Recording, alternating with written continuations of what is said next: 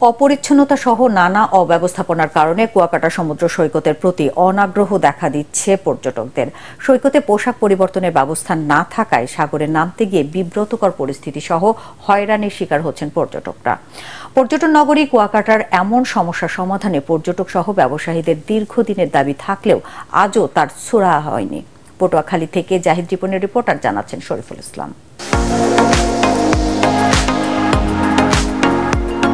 একই বেলাভূমিতে দাঁড়িয়ে সূর্যোদয় এবং সূর্যাস্ত সহ সমুদ্রের বিশাল জলরাশি ও প্রকৃতির অপার নীলিমা উপভোগের জন্য সাগরকন্যা কুয়াকাটার প্রতি পর্যটকদের বাড়তি আকর্ষণ।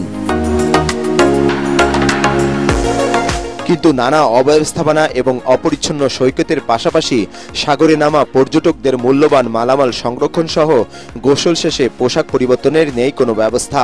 ফলে নারী পর্যটকদের ভেজা পোশাকে ফিরতে হয় হোটেলে। অনেক পর্যটকের হারিয়ে যায় মূল্যবান মালামাল।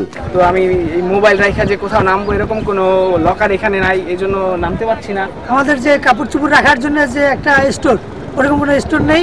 এখানে টুরিস্টের আরো বেশি আগমন হচ্ছে, তো আরেকটু ডেভেলপ করা উচিত। নারী পুরুষের জন্য আলাদা গোসলখানা, টয়লেট, বিশ্রামাগার এবং পাদুকা, মুঠোফোন সহ প্রয়োজনীয় মালামাল রাখার জন্য 200 লকার সহ সৈকতে একটি পর্যটন পার্ক নির্মাণ করে ট্যুরিজম বোর্ড। কোটি টাকা ব্যয়ে নির্মিত পার্কটি 2020 সালে আনুষ্ঠানিক উদ্বোধন করা হলেও এখন পর্যন্ত তা পর্যটকদের ব্যবহারের জন্য চালু করা যায়নি। পর্যটকরা যে ব্যবহার করে যেন পর্যটকদের ইন্সপায়ার করছি এবং সেটা মেরামতের উদ্যোগ নিচ্ছি এবং সাইনবোর্ড দিয়ে দিব যেন পর্যটকরা সেটা দেখতে পায়।